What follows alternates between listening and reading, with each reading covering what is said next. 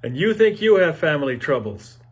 Welcome to Genesis chapter 30 as we're reading the Bible together. And if you think God cannot use you or your family because you're not perfect, please read chapter 30 very carefully indeed, which makes the Kardashians look like an episode of Leave It to Beaver. To be honest, I've never actually seen an episode of the Kardashians, and those under 50 may never have seen an episode of Leave It to Beaver, but the point here is Jacob's family struggles have to be read to be believed.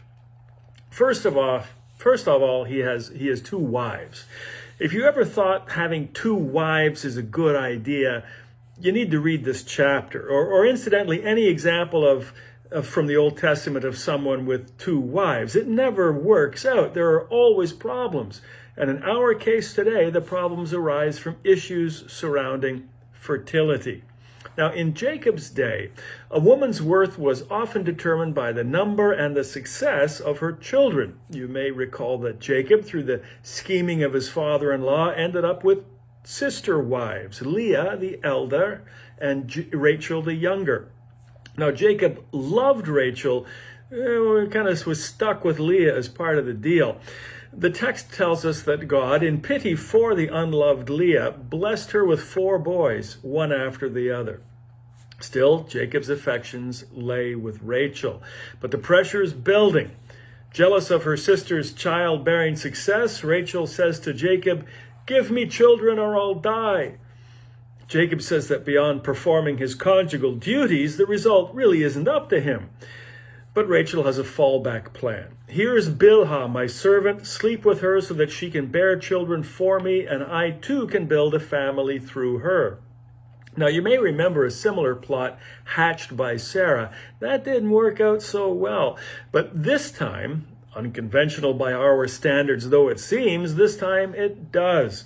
Jacob slept with Bilhah, she became pregnant and bore him a son. And then Rachel said, "God has vindicated me. He has listened to my plea and given me a son." Interesting that as far as Rachel is concerned, that child belongs to her.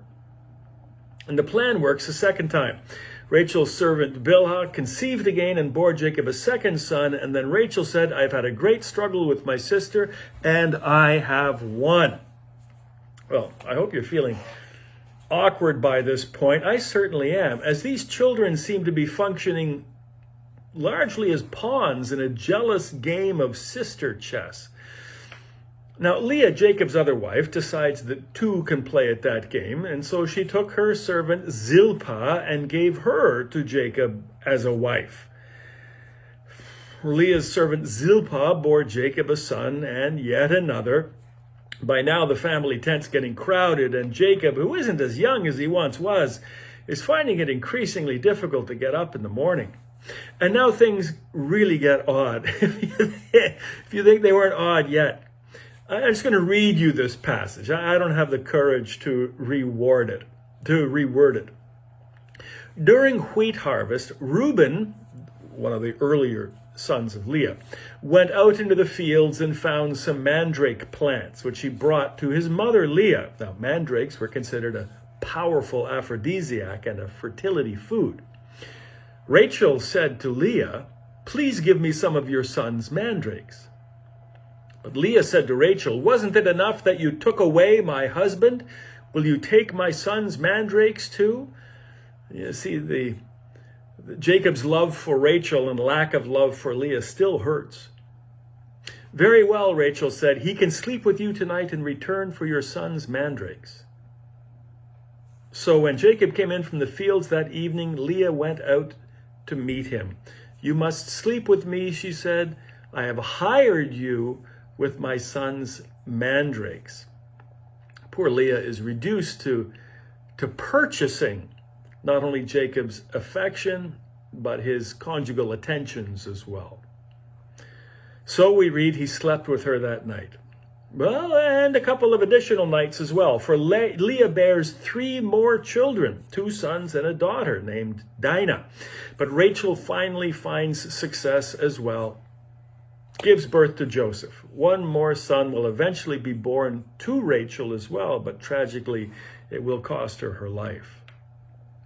Now, the astonishing thing about this strange and worrisome story, among all the other countless astonishments, is that the 12 sons born to Jacob through this jealous struggle between sisters, through both themselves and their maidservants, those 12 sons become the 12 tribes of Israel. Never has a nation traced its lineage back to such an unusual beginning and to such a pair of sisters. Certainly never has a nation been so brutally honest about how these things came to pass.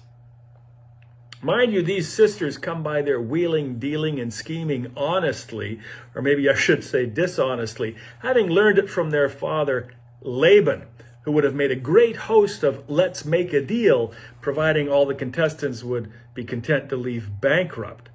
Laban's about to enter into his last big deal or no deal with son-in-law Jacob, who's no slouch, and of the old bait and switch himself. Now, Jacob, understandably, has had enough of Laban, and he wants to head back to Canaan. Years have passed, wealth has accumulated, many children have been born, and it's time to settle the promised land. So he asks Laban only for his wives and children to be released from Laban's authority and care. Laban again tries to pay Jacob off as he'd tried before. Remember, though, that this would significantly downgrade Jacob's status from honored family to hired hand. And so Jacob again refuses simple payment. But a deal is worked out whereby the flocks of goat and sheep that have been raised by them will be equitably shared. Those unmarked by spots or stripes will go to Laban, and those with markings to Jacob. Well, that sounds fair enough and clear enough, but no sooner is the ink dry than Laban springs into action. He quickly instructs that all sheep and goats in his herds with spots or markings be removed and given to the care of his sons, who together with Laban take them far away, a 3-day journey away. Well, let's see Jacob figure that one out. So when Jacob returned to the flocks and herds, what does he find? Only unmarked livestock. But he's not finished yet. So Jacob comes up with a plan which involves some dubious science, perhaps the earliest example of genetically engineered livestock. Through selective breeding, Jacob managed to produce great strapping herds of appropriately speckled and striped goats and sheep for himself, with the unicolored runts of the litter going to Laban. As a result of all of these machinations, as we heard with Abraham and Isaac, the chapter concludes in saying, "In this way the man grew exceedingly prosperous and came to own large flocks and female and male servants and camels and donkeys." So I suppose all's well that ends well, but we're not ending yet. This story is far from over, because you see, it's one thing to outsmart, or in this case, outswindle Laban. It's another thing altogether to make your getaway.